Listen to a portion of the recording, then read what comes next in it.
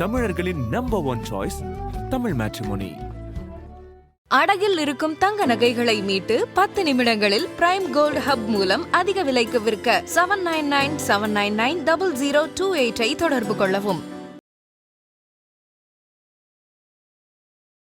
ஒரு பிறந்த எண்ணும் அதுக்கான கோவில்களும் பேச போறோம் சார். என்னதான் நம்ம பேசினாலும் கோவில்கள் அப்படின்னும் போதுதான் ஒரு மனசாந்தி கிடைக்கும் நமக்குள்ள. அப்படி கோவில்கள் சம்பந்தமா இன்னைக்கு நிறைய விஷயங்கள் உங்களோட நாங்க பேச போறோம், எங்க நேயர்களுடைய விருப்பப்படி. ஒவ்வொரு பிறந்த தேதியும் ஒவ்வொரு குணாதிசயங்கள் கொண்டவங்க. இந்த 1ஆம் எண் வரிசையில பிறந்தவர்களுக்கு என்ன மாதிரியான அவங்களோட குணாதிசயம் இருக்கும், அவங்க என்ன மாதிரியான வழிபாடு செய்யணும்? பொதுவாகவே 1ஆம் எண்காரர்கள் ஆக்டிவா இருக்கணும்னு நினைப்பாங்க. நிறைய நிறுவனங்கள்ல, கார்பரேட் நிறுவனங்கள்ல ஹெச்ஆரா இருக்கிறவங்க மேக்சிமம் அவங்க டேட் ஆஃப் பர்த்தை சும்மா செக் பண்ணி பாத்தீங்கன்னா அவங்க பிறந்த தேதியோ கூட்டி எண்ணோ 1ஆம் எண்ல இருக்கும். ஒரு சில பேர் நமக்கு ஆலயங்களுக்கு போக முடியாதவங்கன்னு ஒரு மதம் சம்பந்தப்பட்டோ அல்லது நாத்திகம் சம்பந்தப்பட்டோ சில பேர் இருப்பாங்க. அவர்களுக்குமே நான் ஒரு எளிய ஒரு விஷயம் நான் சொல்றேன். நெகட்டிவ் சைட்ல இருக்கவங்க அட்லீஸ்ட் பேலன்ஸ் பண்ணணும் அப்படின்னா அவங்க என்ன மாதிரியான கோவில்களுக்கு போகணும் சார்? வழக்கமா சொல்லக்கூடிய ஸ்தலம் திங்களூர். திங்களூர் கைலாசநாதர் கோயிலுக்கு அவங்க போகணும். அதற்கு இணையான ஸ்தலம் திருப்பதி. திருப்பதி சில பேர் என்ன பண்றாங்க, இப்ப சென்னையில இருந்து புறப்பட்டு பேக்கேஜ் ட்ரிப்பா 9 கோயிலும் ஒரே சாட்ல அப்படியே ரன்னிங் ரேஸ் மாதிரி ஓடிட்டு வராங்க. அதுல எந்த பிரயோஜனமும் கிடையாது.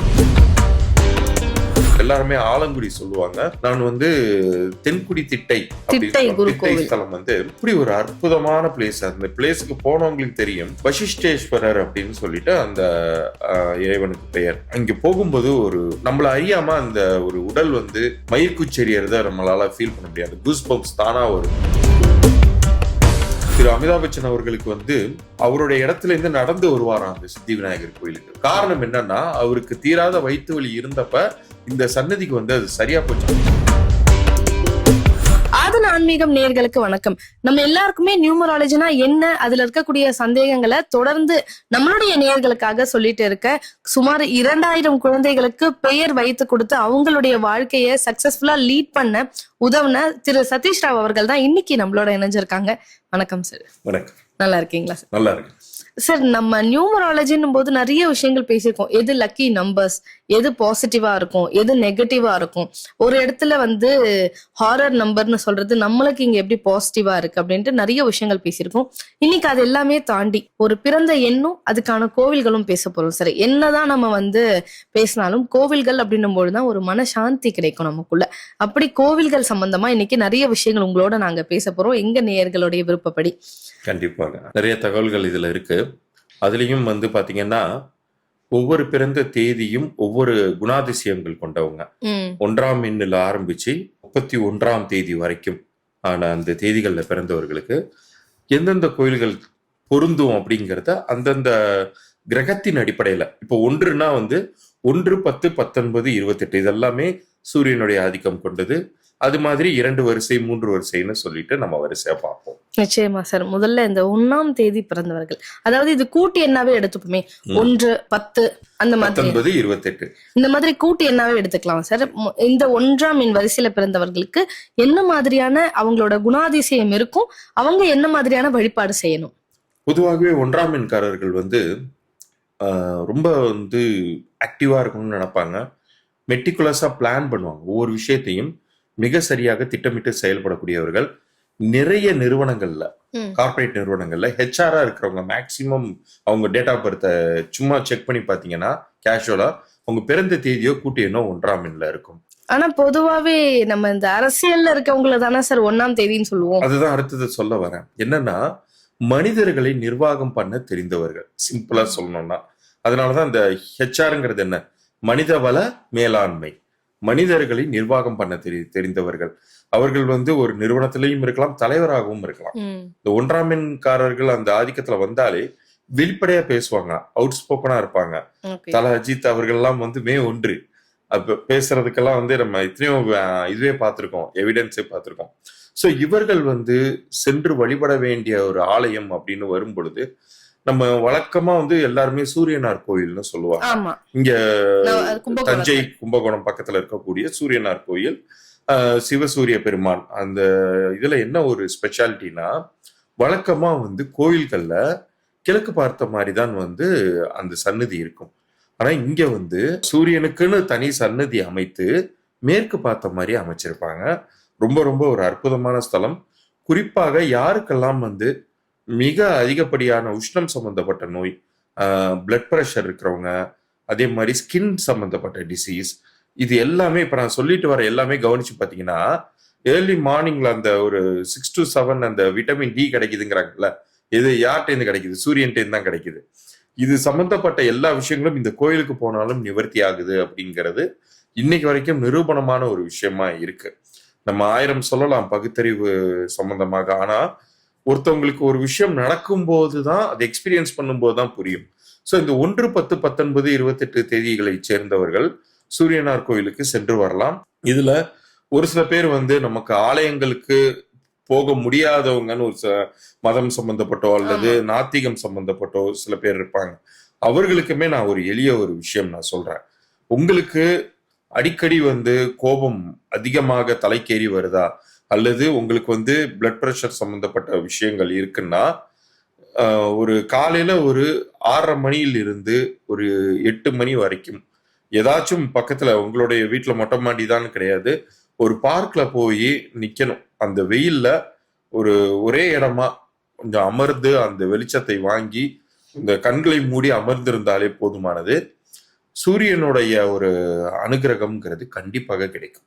ஓகே, இவங்களுக்கு வந்து முழுக்க முழுக்க அந்த சூரியன் சம்பந்தப்பட்ட விஷயத்தினாலதான் நன்மைகள் நடக்கும் இல்லையா சார்? கண்டிப்பா கண்டிப்பா. ஏன்னா இவர்கள் அடிப்படையிலேயே வந்து எல்லாருக்கும் ஒரு நடுநிலை வகிப்பவர்கள். எப்படி வந்து ஒரு சூரியனுடைய ஒளியை கொண்டுதான் இங்க உயிர்களே இருக்கு, ஜனித்திருக்கு.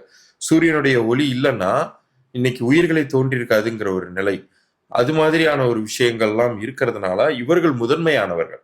இவர்களால் மனித குலம் தலைக்கிறது அப்படிங்கிற மாதிரி எடுத்துக்கொள்ளலாம். இவர்கள் வந்து எந்த இடத்துக்கு போனாலும் தனித்து தெரிவாங்க. அவங்களுடைய ஸ்ட்ரெயிட் ஃபார்வர்ட்னஸ், ஆக்டிவ்னஸ், மிக சுத்தமான ஆடைகளை அணிவார்கள். இந்த மற்றவர்களை மாதிரி சில பேர்லாம் பாத்தீங்கன்னா அப்படி வரும்போதே நம்மளை அறியாம எழுந்து நின்று மரியாதை தருவோம். அந்த மாதிரியான ஒரு தேஜஸ் மிகுந்தவர்களாக ரொம்ப ரொம்ப பெர்ஃபெக்ட்டா இருப்பாங்க. ஆமா ஆமா. பார்க்கும் போதே அந்த கண்ணியம்ங்கிறது தெரியும். அவர்கள் உச்சி முதல் உள்ளங்கால் வரை அந்த ஒரு உடை உடுத்துவதில் இருந்து, செயல்பாடுகளில் இருந்து, எக்ஸாம்பிள் நம்ம எல்லாருக்கும் தெரிஞ்ச ஒரு ஜனரஞ்சகமான எக்ஸாம்பிள்னா அதனாலதான் நான் திரு அஜித் அவர்களை சொன்னேன். நிறைய மனிதர்கள், மாந்தர்கள் அந்த 1ஆம் தேதியில பிறப்பவர்கள் ஒன்று பொது வாழ்க்கையில இருப்பாங்க, அல்லது ஒரு தனியார் நிறுவனத்துல இருந்தாங்கன்னா தலைமை பதவியில இருப்பாங்க, சிஇஓ அந்தஸ்துல. ஓகே சார், அடுத்து இந்த 2ஆம் தேதியில பிறந்தவர்களுக்கான வாழ்க்கை அப்படின்றது முதல்ல எப்படி இருக்கும்னு சொல்லிடலாம் சார். சரி, 2ங்கிறது வந்து சந்திரனுடைய ஆதிக்கம் கொண்டது. 2ங்கிறது கற்பனை திறன் வாய்ந்தது. பொதுவாக யாரெல்லாம் மீடியா லைன்ல இருக்காங்களோ, இயற்கையாகவே மீடியா சார்ந்த ஒரு எண்ணங்கள் வருவது, கவிதை படைப்பது, அதே மாதிரி ஓவியங்கள் வரைவது, இவர்கள் அனைவருமே 2ஆம் எண்ணுக்குரியவர்கள். ஒரு கற்பனை திறன்கிறது அவங்களுடைய பிளட்லேயே இருக்கும் அப்படின்னு சொல்லலாம். இவர்கள் உருவாக்கக்கூடிய படைப்புகள் அப்படிங்கிறது காலம் கடந்தும் நிற்கும். அவுட் ஆஃப் த பாக்ஸ் திங்கிங்னு சொல்லுவாங்க. அது மாதிரியான ஒரு கற்பனை திறன் மிகுந்தவர்கள் இவர்கள். இவர்களுக்கே சக்தி குறைந்துச்சுன்னா என்ன ஆகும்னு கேட்டீங்கன்னா, இப்ப நான் சொன்னதுக்கு ஆப்போசிட்டா குழப்பங்கள் தான் இருக்கும். அவங்கள பார்த்தாலே மத்தவங்க தெரிச்சு ஓடுவாங்க. ஐயோ வந்தா குழப்பி விட்டுருவான், எதையுமே முடிவெடுக்க விட மாட்டாங்க அப்படிங்கிற மாதிரியான ஒரு சில மனிதர்களும் இருப்பாங்க. பட் இதுல ரொம்ப ஃபைனான நல்ல ஒரு பாசிட்டிவ் எலிமெண்ட்ஸோட இருக்கக்கூடிய சந்திரன் ஆதிக்கம் கொண்டவர்கள் படைப்பாளிகளாக இருப்பார்கள். ஓகே சார், இப்ப இந்த படைப்பாளிகள் அப்படின்னும் பொழுது இந்த இடத்துலதான் இன்னும் ஒரு விஷயம் சொல்லுவாங்க. சந்திரன் அப்படின்னாலே நிறைய சோர்வு இருக்கும், இவங்க கிட்ட மனக்கவலை இருக்கும் அப்படின்னு சொல்லுவாங்க. இப்ப நீங்க வந்து ஆதிக்கம் அதிகமா இருந்தா எப்படி இருப்பாங்கன்னு நீங்க சொன்னீங்க. ஒருவேளை ஆதிக்கம் குறைவா இருந்ததா இந்த 2ஆம் எண்ணில் பிறந்தவங்க எப்படி இருப்பாங்க? அவர்கள் வந்து நிறைய வாக்குவாதம் பண்ணுவாங்க. நீங்க உங்க ஃப்ரெண்ட் சர்க்கிள்ல யார வேணாலும் எடுத்து பாருங்க, எது சொன்னாலும் அதுக்கு ஒரு கவுண்டர் கொடுத்துட்டு நீங்க சொல்வதை வந்து கேலியும் கிண்டலும் செய்துட்டு, ஆனா அவர்களுக்கு அதுக்கான சொல்யூஷன் தெரியாது. பட் நீங்க ஒண்ணு சொன்னீங்கன்னா அதை மறுத்து பேசுபவர்களாக இருப்பாங்க. ரொம்ப வந்து அடம் பிடிப்பவர்களாக இருப்பாங்க. ரொம்ப அடமன்சி கேரக்டர்ஸ்ங்கிறது இருக்கும். ரொம்ப குழப்பிக்கொள்ள, அதாவது ஒரு 15 நாள் நல்லா இருக்கிற மாதிரி இருக்கும். நல்லா தானே இருந்த, திடீர்னு இப்படி பேசுறியே அப்படிங்கிற மாதிரி நம்மள யோசிக்க வச்சிருவாங்க. அந்த மாதிரி கொஞ்ச நாள் நல்லா இருக்கும். அந்த வளர்ந்து தெரியக்கூடிய ஒரு கிரக ஆதிக்கம் சந்திரனுக்கு இருக்கிறதுனால அது வந்து இந்த மாதிரி எல்லாம் பண்ணும். ஆனா இதே விஷயம் இப்ப விவேகானந்தர் கூட வந்து சந்திரனுடைய ஆதிக்கம் கொண்டவர். ஆனா அவர் எப்படி ஒரு எக்ஸாம்பிளரியா பாக்குறோம், நம்ம ஒரு இளைஞர்களுக்கான ரோல் மாடலா பாக்குறோம். எவ்வளவு பெரிய டிஃபரன்ஸ் பாருங்க. அது ரொம்ப ஃபைன் டியூன் ஆன ஒரு சந்திரனுடைய நேச்சர் கொண்டவர்கள் மற்றவர்களுக்கு புத்தி சொல்லக்கூடிய வழி நடத்தக்கூடிய ஒரு இடத்துல இருப்பாங்க. பட் அது இல்லாதவர்கள் குழப்பவாதிகளாகவும் ஆர்கியூ பண்ணுபவர்களாகவும், அவர்களை கண்டால் மற்றவர்கள் வந்து ஐயோ வந்துட்டான் அப்படின்னு சொல்லிட்டு சில பேரை சொல்லுவோம்ல, அறுவை கேஸு, ஐயோ வந்துருச்சு மொக்க போட போகுதுன்னு. அப்படி மேக்சிமம் கவனிச்சு பார்த்தா அன்பார்ச்சுனேட்லி அவங்க அந்த 2ஆம் எண் ஆதிக்கம் வீக்கர் சைட்ல இருக்கிறவங்களா இருப்பாங்க. ஓகே, அதாவது அவங்களுக்கு சரியான முடிவு எடுக்கவும் தெரியாது, பேசவும் சம்டைம்ஸ் வராது. அது ஒரு மெச்சூரிட்டியா இருக்காது. நிச்சயமா சார். இந்த மாதிரி 2ஆம் எண்ல இருக்கவங்க, அதாவது நீங்க சொன்ன மாதிரி பாசிட்டிவ் சைடும் இருக்காங்க, நெகட்டிவ் சைடும் இருக்காங்க. இவங்க 2 பேருமே அவங்க லைஃபை வந்து பாசிட்டிவா இருக்கவங்க இன்னும் அடுத்த நிலைக்கு போகணும், இல்ல நெகட்டிவ் சைட்ல இருக்கவங்க அட்லீஸ்ட் பேலன்ஸ் பண்ணணும் அப்படின்னா அவங்க என்ன மாதிரியான கோவில்களுக்கு போகணும் சார்? நம்ம வழக்கமா சொல்லக்கூடிய ஸ்தலம் வந்து திங்களூர். திங்களூர் கைலாசநாதர் கோயிலுக்கு அவங்க போகணும். சந்திரனுக்கான சேத்திரம் அது. அதை விட சிறப்பான ஒரு இடம் அப்படின்னு சொல்லி கேட்டீங்கன்னா, அதை விடன்னு சொல்லக்கூடாது, எல்லா ஸ்தலங்களுமே ரொம்ப பவர்ஃபுல்லான ஸ்தலங்கள் தான். அதற்கு இணையான ஸ்தலம் வந்து திருப்பதி. ஆமா, திருப்பதி வந்து சந்திரனுக்கான ஸ்தலம். கடகராசினர் வந்து நிறைய பேர் அங்க போக சொல்லுவாங்க. ரொம்ப எக்ஸ்பீரியன்ஸ்டான அஸ்ட்ராலஜர்ஸ் கேட்டு பாருங்க. சந்திரனுடைய ஆதிக்கம் மிகவும் கம்மியா இருக்கிறவங்களை வந்து திருப்பதி ஸ்தலத்துக்கு போக சொல்லுவாங்க. ஏன்னா இன்னைக்கு பணம் காசுங்கிறது யார் ஏர்ன் பண்றாங்கன்னு கேட்டீங்கன்னா, யார் புத்தி கூர்மையுடையவர்களாக இருக்கிறாங்களோ, யாருக்கு வந்து அந்த ஒரு மேனிப்புலேட்டிவா திங்க் பண்றது, ஒரு விஷயத்தை வந்து தனக்கு வேணும்னா அந்த ஒரு கோ கெட்டரா இருக்கணும், அது போய் சென்றடைந்து அதை வாங்கிட்டு வரணும், அதுக்கான ஒரு விவேகமுடைய ஒரு தன்மையெல்லாம் சந்திரனுடைய ஸ்தலமான அங்கேயும் கிடைக்கும். திருப்பதியிலையும் அது உண்டு. ஆனா நம்ம தமிழ்நாட்டுல இருக்கக்கூடியவர்கள் அருகிலேயே ஏதாச்சும் ஒரு ஸ்தலத்துக்கு போகணும்னா தாராளமாக திங்களூர் போகலாம். நிச்சயமா சார். திருப்பதி கோவிலுக்கு போகிறது அப்படின்றது எல்லாருமே வந்து நமக்கு ஒரு செல்வ வளம் கிடைக்கணும் அப்படின்னா திருப்பதி போகணும்னு சொல்லி நான் கேள்விப்பட்டிருக்கேன். முதன்முறையா வந்து ஒரு ரகத்துக்கு சொன்னீங்கன்னா அதை சொல்றேன். ஏன்னா புத்தி கூர்மை இருந்தால் பணம் தானாக தேடி வரும். அங்க போயிட்டு வரவங்க எல்லாம் கவனிச்சு பாருங்க, எவ்வளவு சக்சஸ்ஃபுல்லான பீப்புள், ஆல்ரெடி ஜெயித்தவர்கள் அந்த இடத்துக்கு வரணுங்கிற அவசியமே இல்லை. நம்ம தான் காசு பார்த்துட்டோம், சந்தோஷமா இருக்கலாமே, ஜெயிச்சிட்டோமே. அது சூப்பர் ஸ்டார்ல ஆரம்பிச்சு யாரா இருந்தாலும் சரி, அவங்களுக்கு ஒரு விஷயம் ஹிட் ஆகணும்னா, சந்திரமுகி படம் ரிலீஸ்க்கு முன்னாடி எல்லாம் வந்து அவருக்கு கண்டினியூஸ் ஃபெயிலியர் இருந்த சமயத்துல அவர் பாட்டே தேவடா தேவடா ஏழுமலை தேவடான்னு பாட்டே வச்சாரு. ஸோ அந்த ஒரு புத்தி பலத்தினாலையும் ஒரு ஆக்டிவ்னஸையும் கொடுக்கக்கூடிய ஒரு பர்ஃபெக்டான பிளேஸ். நிச்சயமா சார். திருப்பதி வந்து சந்திரனுக்குரிய கோவில் அப்படின்னு நீங்க இன்னைக்கு சொன்னது எனக்கும் சரி எங்க நேயர்களுக்கும் சரி ஒரு புது அனுபவமா தான் இருக்கு. அடுத்து 3ஆம் எண்ல பிறந்திருக்காங்கல்ல சார், இவங்களுடைய குணாதிசயங்கள் எப்படி இருக்கும்? 3ங்கிறது வந்து குரு. குரு அப்படின்னாலே நிறைய பேர் வந்து சிவனை ஒரு மெயின் கடவுளா அண்ணாமலையார நம்ம கும்பிடுறோம். இந்த பக்கம் நவகிரகத்துல பார்த்தா தட்சிணாமூர்த்தி அப்படின்னு இருக்கும், குரு பகவான்னு ஒரு சன்னதி ஒண்ணு இருக்கும். ஸோ அப்படி பிரிச்சு பாக்குறாங்க. பட் ஆனா அந்த அறிவை போதிக்கக்கூடிய இடத்துல சிவன் இறங்கும் பொழுது அவர் வந்து தட்சிணாமூர்த்தியாக நம்ம பார்க்கிறோம். மற்றபடி அந்த சொரூபமாக அவரே தான் வந்து எல்லாருக்கும், எல்லா முனிவர்களுக்கும் ரிஷிகளுக்கும் அவர் தான் வந்து எல்லாருக்கும் கடத்துறாரு, சொல்லி தராரு. அப்படிப்பட்ட ஒரு மிக அற்புதமான ஸ்தலம். எல்லாருமே ஆலங்குடி சொல்லுவாங்க, நான் வந்து தென்குடி திட்டை திட்டை ஸ்தலம் வந்து அப்படி ஒரு அற்புதமான பிளேஸ். அந்த பிளேஸுக்கு போனவங்களுக்கு தெரியும். வசிஷ்டேஸ்வரர் அப்படின்னு சொல்லிட்டு அந்த இறைவனுக்கு பெயர், அந்த பெருமானுக்கு பெயர். அங்க போகும்போது ஒரு ஒரு நம்மள அறியாம அந்த ஒரு உடல் வந்து மயிர்குச்செறியறத நம்மளால ஃபீல் பண்ண முடியாது. கூஸ் பம்ப்ஸ் தானா வரும். அவ்வளவு பழமையான கோயில். அந்த இடமே மிக ரம்மியமாக இருக்கும். அது எவ்வளவு ஓல்டான ஒரு ஸ்ட்ரக்சர், எந்த காலத்துல வந்து அந்த ராஜாக்கள் நிர்மாணிச்சாங்கிறது அங்க இருக்கக்கூடிய சிலைகள் வந்து அதுல இருக்கக்கூடிய மேடு பள்ளங்களை வைத்து நம்மளால சொல்ல முடியும். அந்த அளவுக்கு வந்து அந்த ஆனா அந்த சன்னதி வந்து குருவுடைய அந்த தேஜஸை வந்து நம்ம உணரலாம். அந்த சன்னதியில நிற்கும் போது யாருக்கெல்லாம் வந்து குருவினுடைய பரிபூர்ண அருள் ஜாதகத்துல இருக்கோ அவர்களும் அந்த கோயிலுக்கு போகணும். நிறைய பேர் பரிகாரமா மட்டும் அந்த கோயிலுக்கு போகணும்னு நினைப்பாங்க.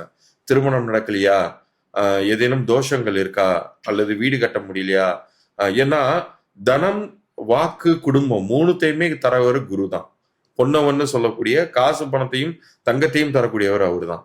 ஸோ இதெல்லாம் வந்து எனக்கு கிடைக்கல அப்படின்னு நினைச்சு போறவங்க ஒரு பக்கம் இருந்தாலும், யாருக்கு குரு உச்சமாக இருக்கோ, அவங்க ஜாதகத்துல ஆட்சியாக இருக்கோ, அவர்களும் அங்கே போகணும். மீன ராசியை சேர்ந்தவர்கள், தனுசு ராசியை சேர்ந்தவர்கள், ஈவன் கடகத்துல குரு இருப்பவர்கள், கடகத்துலதான் குரு வந்து உச்சம் அடைகிறாரு, அவர்களும் அந்த ஸ்தலத்துக்கு சென்று வந்தால், வருஷத்துக்கு ஒரு முறையாவது சென்று வந்தால் மிகப்பெரிய நல்ல மாற்றங்கள் அவங்க லைஃப்ல. ஓகே சார், நம்ம குரு பகவான் அப்படின்னாலே வந்து ரொம்ப நல்லவராதான் பார்த்திருக்கோம். ஆனா சிலருக்கு வந்து அவர் கெட்டவராகவும் இருக்காரு இல்லையா? அப்படி 3ஆம் எண்ல பிறந்தவங்களுக்கு குருவினுடைய ஆதிக்கம் குறைவா இருக்கு, அவங்க வந்து அந்த பிறப்பு என்னால அவங்க வந்து பலம் குறைந்து இருக்காங்கன்னா அவங்க வேற என்ன ஸ்தலத்துக்கு போலாம் சார்? 3ஆம் எண்ணினால் பலம் குறைந்திருக்கு, அப்படி இல்லைன்னா 3ஆம் எண் வந்து நீச்சம் அடைந்திருக்கு, அதாவது குரு வந்து அவங்க ஜாதகத்துல நீச்சம் அடைஞ்சிருக்காங்க, இது மாதிரியான சூழ்நிலைகள் இருக்கிறவங்க நிச்சயம் வந்து இந்த திருத்தலத்திற்கு போய் ஒரு தட்சிணாமூர்த்தியாக வழிபட்டு அருளை பெறுவதற்கு இணையாக, இன்னும் சொல்ல போனா அதை விட மிக எளிதாக சித்தர்களுடைய ஜீவ சமாதிகளுக்கு இவர்கள் போகணும். இந்த குருவுடைய ஆதிக்கம் கொண்டவர்கள் அல்லது ஏதேனும் ஒரு வகையில குரு தொடர்பு, அது நீச்சமோ உச்சமோ எதுவா வேணாலும் இருந்துட்டு போட்டோம். இப்ப ஒரு வித்தியாசமான ஒரு விஷயம் சொல்றேன், நிறைய பேருக்கு வந்து அது கனெக்ட் பண்ண முடியும். சிவன் வந்து எல்லாருக்கும் போதிக்கக்கூடிய நிலையில தான் அவர் வந்து தட்சிணாமூர்த்தியா மாறுறாரு இல்லையா? சிவனுக்கே போதித்தவர் யாரு? சிவனுக்கு பாடம் சொல்லி கொடுத்தவர் அவர் தானே சார் குரு. அவருக்கு ஒரு குரு இருக்காரா? பிரணவ மந்திரத்தை சிவனுக்கு போதித்தவர் முருகன். முருகன், ஆமா. இப்ப திருச்செந்தூர்ல வந்து பாத்தீங்கன்னா சிவன் வந்து அந்த இடத்துல தன்னுடைய மகனுக்கு பரிபூர்ண அருளை தரக்கூடிய ஒரு இடமாக இருக்கு. அதனாலதான் பார்வதி தேவி வந்து தன்னுடைய முழு சக்தியும், ஏன்னா சிவனும் பார்வதியும் வேற வேற கிடையாது, அவர்கள் இருவரும் ஒன்றாக இணைந்த ஒரே ஒரு பவர், ஒரே ஒரு எனர்ஜி. அந்த எனர்ஜியோடைய வெளிப்பாடாக தான் அந்த சூலாயத்தையே அவங்க தராங்க அந்த சம்ஹார நிகழ்ச்சியின் போது. சோ யாருக்கெல்லாம் வந்து குருவோடைய தன்மை வந்து ரொம்ப கம்மியா இருக்கோ அவர்கள் வந்து திருச்செந்தூர் ஸ்தலத்திற்கும் சென்று வரலாம். அதே மாதிரி நான் சொன்ன மாதிரி ஜீவ சமாதிகள், குறிப்பாக ரொம்ப பவர்ஃபுல்லான மகான்கள் இருக்காங்க. ஷிரடி சாய்பாபான் மட்டும் கிடையாது, சுவாமி ராகவேந்திரர், இப்ப நம்ம சொல்லக்கூடியவர்கள்லாம் வந்து பேசும் தெய்வங்கள். என்ன சார் எல்லாமே வந்து அதர் ஸ்டேட்டா சொல்றீங்களே அப்படின்னு கேட்கறவங்களுக்கு, நம்ம சென்னையில இருக்கக்கூடிய பாம்பன் சுவாமிகள் கோயில், அதே மாதிரி மருதமலையில் இருக்கக்கூடிய பாம்பாட்டி சித்தர், அதே மாதிரி பட்டினத்தார், அதே மாதிரி கணக்கன்பட்டி, குறிப்பாக கணக்கன்பட்டி சித்தர்லாம் வந்து பேசும் தெய்வமாக இன்றைக்கு அறியப்படுகிறார். நிறைய மிராக்கிள்ஸை வந்து நானுமே உணர்ந்திருக்கேன். சில விஷயங்கள் வந்து ரொம்ப அமானுஷமா இருக்கும், வெளியில சொன்னா வந்து அவங்களால ஏற்றுக்கொள்ள முடியாத மாதிரி இருக்கும், ஆனா அதை நான் வந்து என்னுடைய வாழ்க்கையில நடந்திருக்கு. அது மாதிரியான நிறைய சம்பவங்கள் நடந்திருக்கு. இவர்கள் எல்லாம் வந்து உருவமாக நம்மளோட இல்ல, ஆனா குருவாக இருந்த அருள் புரிபவர்கள், யாருக்கெல்லாம் எப்பவுமே நம்மள சூழ்ந்து இருக்காங்க. ஆமா. சோ யாருக்கெல்லாம் வந்து அந்த குருவினுடைய பரிபூர்ண தன்மை தேவைப்படுதோ, அல்லது குரு வந்து நமக்கு வேலை செய்யலன்னு நினைக்கிறாங்களோ, அவர்கள் எல்லாம் இங்க போயிட்டு வரலாம். நிச்சயமா சார். குரு பகவானும் சரி, 3ஆம் எண்ல பிறந்தவங்களுக்கான வாழ்க்கை பலனும் சொல்லியிருக்கீங்க, அவங்களுக்கான கோவிலும் சொல்லிட்டீங்க. அடுத்து 4ஆம் எண்ல பிறந்தவங்க இருப்பாங்களா சார், அவங்களுடைய வாழ்க்கை எப்படிப்பட்டதா இருக்கும்? 4ங்கிறது பொதுவாகவே பாத்தீங்கன்னா ராகுவின் ஆதிக்கம் அப்படின்னு வரும்போதே வெரி வெரி ஆக்டிவ் பர்சன். சில பேரை கவனிச்சு பாத்தீங்கன்னா ஒரு இடத்துல நிக்க மாட்டாங்க, துருன்னு இருப்பாங்க, பேசுவதுமே அதே மாதிரி இருக்கும், படன்னு பேசி தள்ளிக்கிட்டே இருப்பாங்க. இந்த லொடங்கிற மாதிரியான தன்மையில எது சொன்னாலுமே இப்ப 2ஆம் எண் போலவே தான். ஆனா 2ஆம் எண் வந்து குழப்பி விடும், 4ஆம் எண் வந்து மிக தெளிவாக கவுண்டர் கொடுக்கும். நம்ம எது சொன்னாலும் அதற்கு சரி நிகரான ஒரு பதிலை தரக்கூடிய ஒரு தன்மை 4ஆம் எண்ணிற்கு உண்டு. காத்து மாதிரி செயல்படும். எலக்ட்ரானிக் சம்பந்தப்பட்ட விஷயங்கள், கம்யூனிகேஷன் சம்பந்தப்பட்ட விஷயங்கள் எல்லாமே வந்து உங்களுக்கு இந்த ராகுவின் அடிப்படையில தான் வரக்கூடியது. ஒரு எனர்ஜி, ஒரு ஃபியூயல் மாதிரி அது செயல்படக்கூடிய ஒரு கிரகம் அது. இவர்கள் எல்லாருமே வந்து திருநாகேஸ்வரம் அந்த ஸ்தலத்திற்கு சென்று வரலாம். நாகநாதர் ஆலயம் வந்து இவர்களுக்கு பொருந்தக்கூடிய ஒரு ஆலயம். அந்த ஸ்தலத்துலதான் வந்து அந்த மூலவருக்கு அபிஷேகம் பண்ணும்போது அந்த பாலை வந்து நீல நிறமாக மாறுது அப்படின்லாம் சொல்றாங்க இல்லையா? அந்த அளவுக்கு ரொம்ப பவர்ஃபுல். சில விஷயங்கள் வந்து இன்னைக்கும் கூட பாத்தீங்கன்னா சில கோயில்கள்ல நடக்கக்கூடிய நிகழ்வுகளுக்கு நம்மளால வந்து காரண காரியங்களே சொல்ல முடியாது. திருப்பதி ஸ்தலத்துல வெங்கடாச்சலபதிக்கு அந்த சிலை வந்து வேர்த்து கொட்டிக்கிட்டே இருக்கும். வேர்த்து கொண்டே இருக்கும். அதே மாதிரி பழனியில கூட சொல்லுவாங்க, அந்த முருகனுக்கு வந்து வேர்த்து விடும் அப்படிம்பாங்க. சோ அது மாதிரி திருநாகேஸ்வரத்துல இந்த பால் வந்து நீல நிறமாக மாறுவதெல்லாம் அந்த ஸ்தலத்தினுடைய அருமை பெருமைகளை உணர்த்துது அப்படின்னு தான் நம்ம சொல்லணும். யாருக்கெல்லாம் ராகு தோஷம் இருக்கோ அவர்கள் அங்கே போகலாம். அவங்க இப்ப சென்னைக்கு இருக்கிறவங்க வந்து இங்க நம்ம ஊருக்கு பக்கத்துல இருக்கிற காளஹஸ்திக்கு போகலாம். காளஹஸ்தியும் ரொம்ப ரொம்ப பவர்ஃபுல்லான ஸ்தலம். எல்லாத்துக்கும் மேல பரத்வாஜ முனிவர் வந்து அந்த இடத்துல வந்து ஜீவசமாதி அடைந்திருக்கிறதாக அவர் காளஹஸ்தியில அவருக்கான அவர் தவம் செய்த அந்த குகையை இருக்க அந்த ஒரு நந்தவனம் மாதிரி ஒரு இடம் இருக்கும். பரத்வாஜ முனிவருக்கான ஒரு இடம் ரொம்ப ரொம்ப பவர்ஃபுல்லான பிளேஸ். அது பவர்ஃபுல்லான பிளேஸா இருக்கிறதுனாலதான் ஆதிசங்கரர் காளஹஸ்தியில வந்து ஸ்படிகத்தால் ஆன ஒரு லிங்கத்தையே அங்கே பிரதிஷ்டை பண்ணியிருக்காரு. எந்த இடங்கள்லயும் நீங்க அவ்வளவு சீக்கிரம் பார்த்துட முடியாது. அங்க வந்து மெயின் கர்ப்பகிரகம் இருக்கு இல்லையா, அதற்கு நேர் பின்னாடி ரைட் ஹேண்ட் சைடு கார்னர்ல நீங்க பார்க்கலாம் இந்த ஸ்படிக லிங்கத்தை ஆதிசங்கரர் நிறுவனது. ஸோ இந்த ஸ்தலங்களுக்கு அவங்க போயிட்டு வரும்போது அங்கே வந்து பரிகாரமாக சில ஃபார்மாலிட்டிஸ் எல்லாம் பண்றதெல்லாம் ஒரு பக்கம் இருந்தாலும் அந்த இடத்துல மனதார அமர்ந்து அந்த இறைவனிடம் எனக்கு ஒரு நல்ல வழி காண்பீங்கள் அப்படின்னு பிரார்த்தனை பண்ணிட்டு வந்தாலே போதும். நிறைய பேர் வந்து அந்த இடத்துல வந்து அந்த அந்த கோயிலின் அந்த ராஜகோபுரத்தை தாண்டி உள்ளார போகும்போதே அது உணர்ந்ததா சொல்லியிருக்காங்க. அந்த அளவுக்கு ரொம்ப பவர்ஃபுல்லான பிளேஸ். கண்டிப்பா சார். காளஹஸ்தின்னும் பொழுது எனக்கு ஒரு விஷயம் தான் சார், கண்ணப்பருக்கு சிவன் காட்சி கொடுத்த இடமும் வேற மலை மேல இருக்கு. காளஹஸ்தி போறவங்க எல்லாருமே கண்டிப்பா மலை மேல இருக்கக்கூடிய கண்ணப்பருடைய சன்னதியும் போய் பார்த்துட்டு வரணும். அடுத்து 4ஆம் எண்ணுக்கு நல்லபடியா நம்ம பேசிட்டோம் சார். அடுத்து 5ஆம் எண் இருக்காங்க. இந்த 5ஆம் எண்ணில் பிறந்தவங்க வந்து அவங்களுடைய வாழ்க்கை சூழல் எப்படிப்பட்டதா இருக்கும், இவங்க வந்து எந்த கோவிலுக்கு போய் வழிபாடு செய்யும் பொழுது இன்னும் ஒரு மேன்மை அடைய முடியும் சார்? 5 புதன்னாலே வந்து திருவெண்காடு நம்ம தமிழ்நாட்டை பொறுத்த அளவுக்கு புதனுக்கான கஷேத்திரம். அது அந்த கோயில் ரொம்ப பெரிய கோயில். அந்த கோயில்ல இருக்கக்கூடிய மெயின் கர்ப்பகிரகம்ங்கிறது ஒரு பக்கம் எப்போதுமே புனித தன்மையோட தான் இருக்குன்னு வச்சுக்கோங்க. ஆனா அந்த கோயிலுக்கு போனா ஒரு மிக புனிதமான ஒரு அமைதியும் அந்த ஒரு சுத்தி அந்த பிரகாரத்தை சுத்தி வரும்போது அவ்வளோ நீட்டா இருக்கும் அந்த கோயில். ஒரு பரிசுத்தமா நம்ம அந்த இடத்துல வந்து புனிதத்தன்மையை உணரலாம். புதன்கிற கிரகமே வந்து அறிவுக்கான கிரகம்னு நம்ம சொல்லுவோம். யாருக்கெல்லாம் ஜாதகத்துல புதன் கெட்டு போயிருக்கோ அந்த குழந்தைகளால் தான் படிக்கவே முடியாது, நிறைய சிரமப்படுவாங்க. ஆனா இந்த இந்த இடத்துலதான் வந்து நம்ம வந்து எண்கணிதத்தை பத்தியும் ஒரு சில விஷயங்கள் சொல்லணும். எண்களால் கிரகங்கள் நீச்சமடைந்து ஜாதகத்தில் பலன் தராதவர்களுக்கு பரிகாரங்களாக எப்படி இந்த கோயில்கள் சொல்றோமோ அந்த மாதிரி அவர்களுடைய பெயர்லேயே அந்த கிரகத்தினுடைய ஆதிக்கத்தை கொண்டு வரும் பொழுது அது வந்து பேலன்ஸ் ஆகும். ஸோ நிறைய குழந்தைகள் இன்னைக்கு வந்து பேரண்ட்ஸால ரொம்ப கம்பல் பண்ணப்படுறாங்க இத்தனை மார்க் எடுக்கணும் அப்படின்னு சொல்லிட்டு. பட் அதை ஒரு சில குழந்தைகள்லாம் எஃபர்ட்லெஸ்ஸா வந்து நல்லா பர்ஃபார்ம் பண்ணுவாங்க. ஸ்கூல்ல அந்த ஃபர்ஸ்ட் பெஞ்சரா உட்காந்துக்கிட்டு டீச்சர் கேட்கிற எல்லா கேள்விக்கும் முதல்ல கை தூக்குற அந்த முந்திரி கட்டை குழந்தைகள் எல்லாருக்குமே புதன் அவங்க ஜாதகத்துல ரொம்ப நல்லா இருக்குன்னு அர்த்தம். கெட்டிக்கார குழந்தைகளாக இருப்பார்கள். அப்படி வீக்கா இருக்கிறவங்க இந்த திருவெண்காடு ஸ்தலத்துக்கு போயிட்டு வந்தால் நிச்சயம் வந்து அவர்களுடைய அந்த ஒரு தோஷம்ங்கிறது நீங்கும். அப்படி கோயிலுக்கு போயிட்டு வந்துட்டு ஒரு விஷயம் நம்ம செய்யும் பொழுது எண்கணித ரீதியான பெயர் அமைவதற்கும் அந்த இறைவனே வழிகாட்டுவார் அப்படின்னு நம்ம சொல்லலாம். ஓகே சரி. திருவெண்காடு கோவில் வந்து நம்ம எல்லாருக்குமே அறிஞ்ச ஒரு விஷயம். திருவெண்காடு கோவிலை தாண்டி நீங்க வந்து கோனார் சூரியனார் கோவில் சொன்னீங்க, அந்த மாதிரி வேற ஏதாவது புதன் கோவில்கள் இருக்கா? புதனுக்கான ஒரு நம்ம வந்து தெய்வமாக இந்த இடத்துல வந்து நம்ம சிவாலயங்களாக நவகிரகங்கள்ல நம்ம பார்த்துக்கிட்டே வரோம் இல்லையா. ரொம்ப பவர்ஃபுல்லான பெருமாள் ஆலயங்கள் ஒரு சில ஆலயங்கள் இருக்கு. அந்த ஆலயங்களுக்கும் அவர்கள் சென்று வரலாம். குறிப்பா ஒரு ஒரு குழந்தையோ ஒரு பெரியவங்களுக்கோ புத்தி வந்து சரியா வேலை செய்யல, நமக்கு வந்து அவ்வளவா ஷார்ப்பா இருக்க மாட்டேங்கிறாங்க அப்படிங்கிறவங்க நம்ம பாண்டுரங்கன் கோயில் ஒண்ணு வந்து இது பக்கத்துல இருக்கு, தென்னாங்கூர் மட்டுமல்ல ஆடுதுறைன்னு ஒரு ஊர் இருக்கு இல்லையா, அங்க வந்து பக்கத்துல கோவிந்தபுரம்னு சொல்லிட்டு ஒரு ஊர் இருக்கு. அங்க அந்த கோவிந்தபுரத்துல பாண்டுரங்கனுக்குன்னு ஒரு தனி கோயில் அமைச்சு கோசாலை எல்லாம் வச்சிருக்காங்க.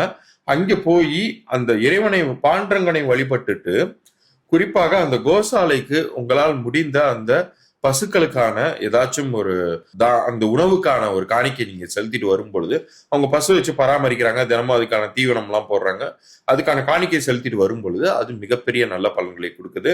குறிப்பா அந்த இடத்துல வந்து பக்கத்திலேயே வந்து போதேந்திரால் சன்னதி ஒண்ணு இருக்கு, ஜீவசமாதி. அவர் வந்து சிவனுடைய ஆதிசங்கரருடைய வழியில வந்துட்டு அவர் வந்து ராமநாமத்தை உச்சரித்து அவர் அந்த இடத்துல ஜீவசமாதி அடைஞ்சிருக்காரு. அப்படின்னா பாத்துக்கோங்க, ஒரு ஆதிசங்கரர் வழியில வந்தவங்க ராமநாமம் சொல்றாங்களா அப்படின்னு நிறைய பேருக்கு ஆச்சரியமா இருக்கும். ஸோ அந்த இடத்துக்கு போயிட்டு வரவங்க நிறைய பேர் அது வரைக்கும் அவங்களுடைய பர்ஃபார்மன்ஸ் லைஃப்ல வந்து ரொம்ப டல்லாகவும் இது ஃபெயிலியர்ஸாகவும் இருக்கிறவங்க எல்லாருமே பாசிட்டிவா மாறுறத நான் கண்கூட பாக்குறேன். ஸோ அந்த இடத்துக்கு அவங்கள அவசியம் போயிட்டு வர சொல்லுங்க. ரொம்ப ரொம்ப நல்லது நடக்கும். நம்ம நேயர்கள் எல்லாருக்குமே இது ஒரு வரப்பிரசாதமா இருக்கும்னு நினைக்கிறேன். ஏன்னா இங்க சொல்லிக்கிட்டு இருக்கிற கருத்துக்கள் எல்லாமே வந்து அனுபவபூர்வமாக நான் வாழ்க்கையில் பார்த்தது. சில விஷயங்கள்லாம் வந்து என்னதான் நம்ம வார்த்தைகளால சொன்னாலும் அது அவங்களுக்கு போய் ரீச் ஆகுதான்னு நமக்கு சந்தேகமா இருக்கும். ஒரு தடவை நேர்ல போய் பார்க்கும்போது தான் தெரியும். அது ரொம்ப பவர்ஃபுல்லான பிளேஸ். இப்ப நான் சொன்ன கோவிந்தபுரம் அப்படிங்கிற இடம். நிச்சயமா சார். 5ஆம் எண்ணுக்கு நம்ம வந்து நிறைய விஷயங்கள் பார்த்தோம். அடுத்து 6ஆம் எண். 6ஆம் எண்ல பிறந்தவங்களுடைய வாழ்க்கை எப்படி இருக்கும்? அவங்களுக்கான கோவில் என்ன சார்? 6 வந்து சுக்கிரன். சுக்கிரன்னா நம்ம வழக்கமா நவகிரக ஸ்தலங்கள்ல கஞ்சனூர் நம்ம சொல்லுவோம். கஞ்சனூர் ஸ்தலம்ங்கிறது வந்து கண்டிப்பாக அந்த காலத்து கோயில். நான் ஏற்கனவே சொன்னது மாதிரி எல்லாமே வந்து 1000 வருஷத்து கோயில். ரொம்ப ரொம்ப வைப்பு நிறைந்த ஒரு கோயில் தான், அதுல டவுட்டே இல்லை. சுக்கிரனுடைய தன்மை அப்படின்னு சொல்லி பாத்தீங்கன்னாலே வசீகரம். அதே மாதிரி ஒரு லைஃப்ல வந்து எந்த ஒரு விஷயமா இருந்தாலும் மிக சாதுரியமாக திட்டமிட்டு அச்சீவ் பண்ணக்கூடியவங்களாக இருப்பாங்க. ஆனா ஒரு சில பேர் பாத்தீங்கன்னா இது எதுவுமே இல்லாம எப்ப பார்த்தாலுமே வந்து ஒரு நெகட்டிவா பேசிட்டு டல்னஸோட இருக்கிற மனிதர்கள் வந்து சுக்கிரனுடைய வலிமை குறைந்தவர்களாக அறியப்படுகிறார்கள். அவர்கள் வந்து இயற்கையாகவே லட்சணமா இருப்பாங்க. ஆனா தங்களை வந்து ரொம்ப வந்து டல்லா காட்டிக்குவாங்க வெளியில. அவங்களுக்கு வந்து ஆனா பார்த்தா தெரியும் வசீகரமா இருக்காங்க. ஆனா தங்களை அவங்க மேற்கொண்டு என்ஹான்ஸ் பண்ணிக்கல, கேரி ஓவர் பண்ணிக்கலன்னு சொல்லுவாங்க இல்லையா? அது மாதிரி நபர்களுக்கு சுக்கிரன் வந்து வலிமை கம்மியா இருக்குன்னு அர்த்தம். அதே மாதிரி சில பேருக்கு குழந்தை பாக்கியம் இல்லாதவர்களாம் இருப்பாங்க. அவர்களும் சுக்கிரக்ஷேத்திரத்துக்கு போயிட்டு வரும்பொழுது குழந்தை வந்து தங்கும். இதுல வந்து இன்னொரு ஒரு ஸ்தலத்தையுமே நம்ம வந்து சேர்த்து சொல்லலாம். திருக்கற்காவூர் அப்படின்னு ஒரு ஊர் இருக்கு. திருக்கற்காவூர். ஆமா, இது வந்து குழந்தை பாக்கியம் தரக்கூடிய ஒரு கஷேத்திரம். அது அங்க போயிட்டு வரவங்களுக்கும் அந்த சுக்கிரன் தான் வந்து திருமண வாழ்க்கை, திருமணத்தில் அந்யோன்யமாக கணவன் மனைவி இருப்பது, குழந்தை பாக்கியம் பெற்று தருவது, இது எல்லாமே வந்து சுக்கிரன் வந்து சம்பந்தப்படணும். அவரு வலுவா இருந்தாதான் இது எல்லாமே நடக்கும். ஸோ இவங்க கஞ்சனூர் போகலாம், அதே மாதிரி இந்த திருக்கற்காவூர் கோயிலுக்கும் போகலாம்.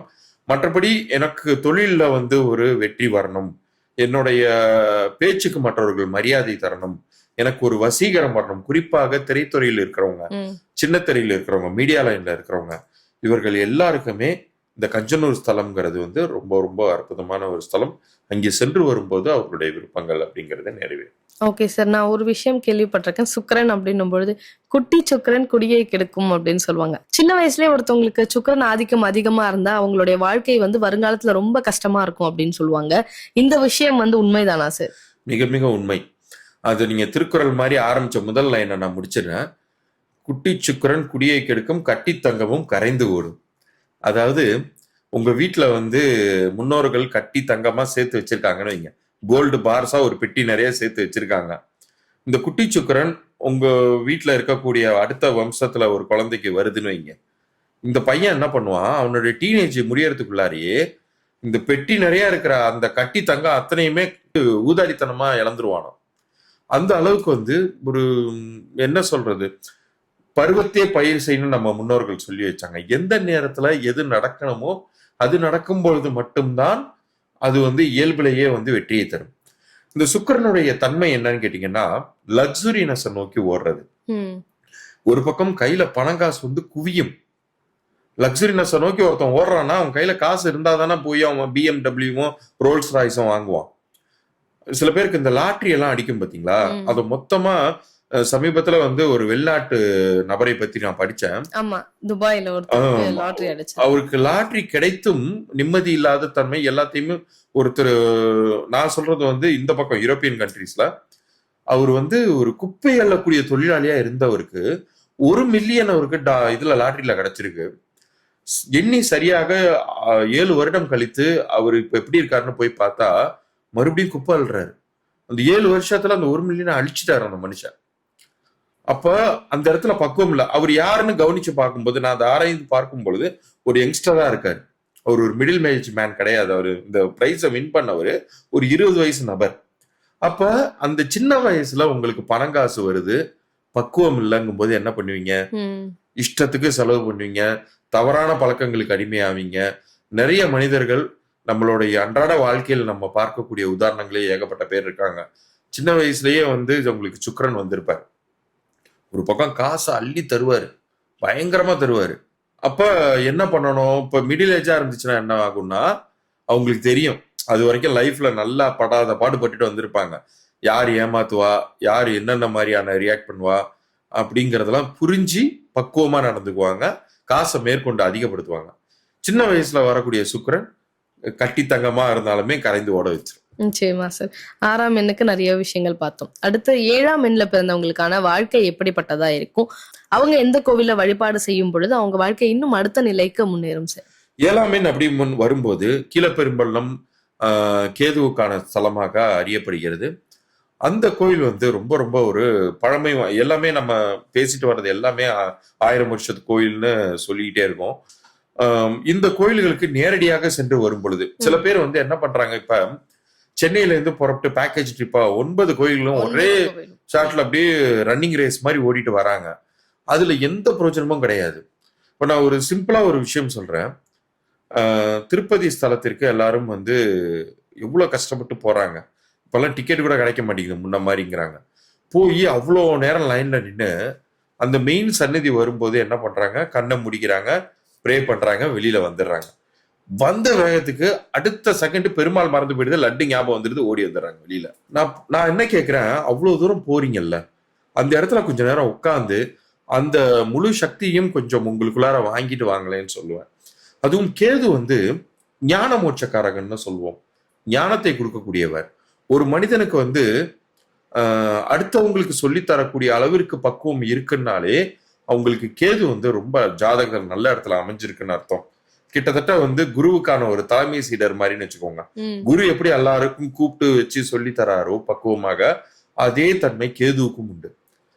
இதே கேது வந்து ஒரு சில பேருக்கு சரியா இல்லைன்னு வைங்க, போட்டு ஒரு வழி பண்ணிடுவார், படுத்தி எடுத்து அவங்கள வந்து அதுக்கப்புறம் தான் வந்து தயார் பண்ணி வாழ்க்கையில அனுப்புவார். இப்ப போய் ஜெய் அப்படின்னு சொல்லி.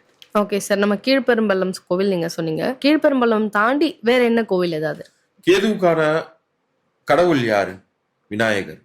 விநாயகர் பவர்ஃபுல்லா இருக்கக்கூடிய, மும்பைல பாத்தீங்கன்னா அந்த சித்தி விநாயகர் கோயில்ங்கிறது வெரி வெரி பவர்ஃபுல்லான கோயில்.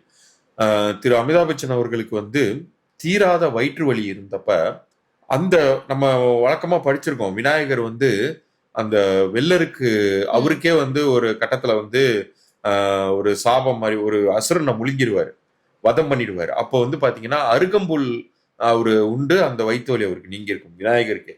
அது பாருங்க, இன்னைக்கு நிகழ்காலத்துல அதை விட்னஸ் பண்ண முடியுது. அவருடைய இடத்துல இருந்து நடந்து வருவாராம் அந்த சித்தி விநாயகர் கோயிலுக்கு. காரணம் என்னன்னா, அவருக்கு தீராத வயிற்று வலி இருந்தப்ப இந்த சன்னதிக்கு வந்து அது சரியா போச்சான், மிராக்குலஸா.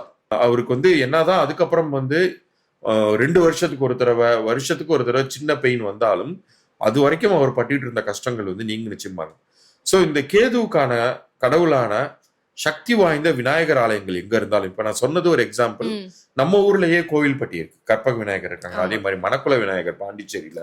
இது மாதிரி ஸ்தலங்களுக்கு போகும்போதும் ரொம்ப அற்புதமான நல்ல பலன்களை. ஓகே சார், 7ஆம் எண்ணுக்கு நிறைய விஷயங்கள் பார்த்துட்டோம். அடுத்து 8ஆம் எண், அதாவது எல்லாருக்கும் ஒரு பயம் கொடுக்கக்கூடிய ஒரு எண்ணா கூட இங்கே இருக்கு. என்ன அப்படின்னா, சனியினுடைய ஆதிக்கம் வாய்ந்த எண் அப்படிங்கறதால. ஆனா 8ஆம் எண்ணும் நிறைய பேருக்கு பாசிட்டிவா இருக்கும்னு நீங்க என்னுடைய நேர்காணல நிறைய இடங்கள்ல சொல்லியிருக்கீங்க. அந்த மாதிரி 8ஆம் எண்ல பிறந்தவங்களுக்கான வாழ்க்கை எப்படி இருக்கும்? இவங்க தங்களுடைய வாழ்க்கையில அடுத்த நிலைக்கு போகணும் அப்படின்னா என்ன கோவிலுக்கு போகலாம் சார்? நம்ம வழக்கமா சொல்லக்கூடிய அந்த திருநள்ளாறு ஸ்தலத்தை தாண்டி நான் விரும்பி சொல்லக்கூடிய ஒரு ஸ்தலம், இதுவுமே வந்து கொஞ்சம் வித்தியாசமா இருக்கும் ஏற்றுக்கொள்வதற்கு. சனியோடைய தோஷங்கள் இருப்பவங்க நிறைய பேரை வந்து பாத்தீங்கன்னா காலபைரவரை வழிபட சொல்லுவாங்க. காலபைரவரை போய் வழிபடும் பொழுது, ஏன்னா சனி வந்து என்ன தருவாரு? துக்கத்தை கடன் மூலமாக தருவார்.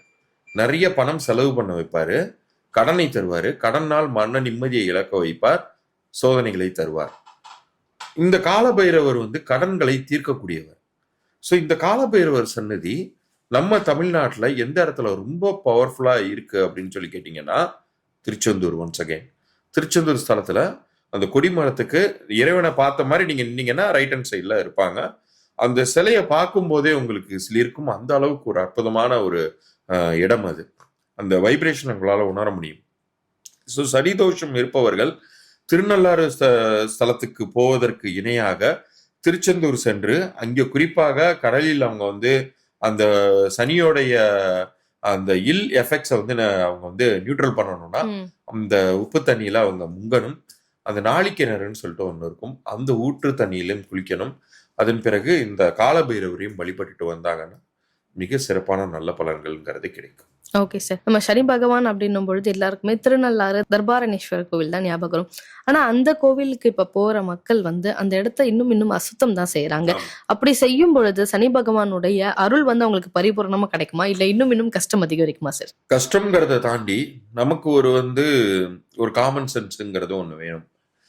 இப்ப நான் கொஞ்ச நேரத்துக்கு முன்னாடி சொன்னேன் இல்லையா, நம்ம ஒரு ஸ்தலத்துக்காக மெனக்கெட்டு அவ்வளவு தூரம் போயிட்டு உடனே ஓடி வரதுல எந்த பிரயோஜனமும் இல்லைன்னு சொல்ற மாதிரி தான் ஒரு காமன் சென்ஸா இன்னைக்கு அங்க இந்த நலன் குளத்துக்கு போனீங்கன்னா இருக்கிறதுலயே மிக அசுத்தமான தண்ணீர் வந்து அந்த இடத்துல தான் இருக்கும்.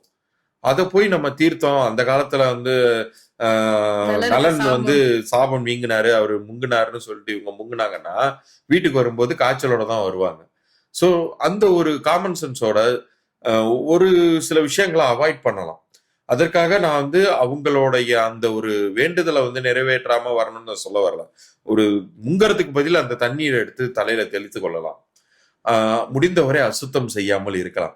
இப்பெல்லாம் கோயில்கள்லயே எழுதி போட்டுறாங்க, இறைவனோட இடத்தை அசுத்தம் செய்வது வந்து பெரிய பாவம் அப்படின்னு. அட்லீஸ்ட் இது மாதிரி பாவம்னு சொன்னாலாச்சும் பயப்படுறாங்களா அப்படிங்கிறதுக்காக எழுதி போடுறாங்க. முடிந்தவரை அசுத்தம் செய்யாமல் இருப்பது நல்லது. அப்படி போறவங்க தயவு செய்து இதை மனதில் வைத்துக்கொண்டு அதுல குளிச்சுட்டு தான் வரணுங்கிற ஒரு கம்பல்ஷன் இல்லாம இருக்கிறதும் நல்லது. Okay sir. அடுத்து இறுதி எண்ணான 9ஆம் எண். 9ஆம் எண்ல பிறந்தவங்களுக்கான வாழ்க்கை எப்படிப்பட்ட வாழ்க்கையா இருக்கும், அவங்களுக்கான கோவில் என்ன சார்? செவ்வாய்னாலே வந்து வெரி வெரி வெரி ஆக்டிவான ஒரு எனர்ஜெட்டிக்கான ஒரு கிரகம் அது. அதனாலதான் அதுக்கான நிறமே சிவப்பு நிறம் கொடுக்கிறது. தகிக்கக்கூடிய ஒரு தன்மை வாய்ந்தது செவ்வாயினுடைய அதிபதினாலே முருக கடவுள் தான். சோ இது வந்து வைத்தீஸ்வரன் கோயில் ரொம்ப பிரசித்தி பெற்ற ஒரு கோயில். எல்லாத்திற்கும் மேல செவ்வாய் அப்படிங்கிற ஒரு கிரகம் வந்து நோய்களையும் நீக்கக்கூடிய ஒரு தன்மையில அந்த இடத்துல வந்து சந்நிதியை அமைந்து இருக்காரு. சோ யாருக்கெல்லாம் வந்து அவங்க லைஃப்ல இதுவுமே கோபதாபத்துக்கும் பிளட் பிரஷருக்கும் சம்பந்தப்பட்ட ஒரு இடம் அது. ஏன்னா செவ்வாயுடைய ஆதிக்கம் அதிகம் இருக்கிறவங்க தான் வந்து பாத்தீங்கன்னா இந்த மண்டை சூடு பிடிச்சவங்கன்னு சொல்லுவாங்க. உடனடியா அவங்களுக்கு பிபி இருக்கணுங்கிற அவசியம் கூட கிடையாது. செவ்வாய் கெட்டு போயிருந்தாலே வந்து சில பேர் இந்த ஆத்திரத்துல வந்து கொலை பண்ணிட்டோ அல்லது குத்திட்டோ ஜெயிலுக்கு போறவங்க எல்லாம் கவனிச்சு பாத்தீங்கன்னா செவ்வாய் கெட்டு போயிருப்பாங்க. அவங்க ஜாதகத்துல தவறா வேலை செய்வாங்க. அதே யாருக்கு பாசிட்டிவா இருக்கோ அவங்க அதிகார மையத்துல இருப்பாங்க, மந்திரி பிரதானிகளாக இருப்பாங்க. அவங்க எவ்வளவு பெரிய ஆளா இருக்கட்டும் அவங்கள வந்து இவங்க கட்டுக்குள்ளார கொண்டு வருவாங்க, சிங்கத்தை அடக்குற மாதிரி அடக்குவாங்க.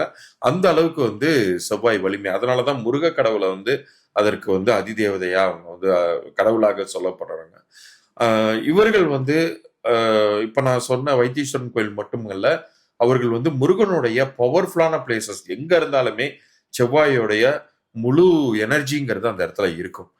பழனி போகலாம், அவர்கள் வந்து சாமிமலை போகலாம், திருப்பரங்குன்றம் போகலாம், எந்த ஸ்தலத்திற்கு முருகனுடைய ஸ்தலத்திற்கு வேணாலும் நம்பி போகலாம்.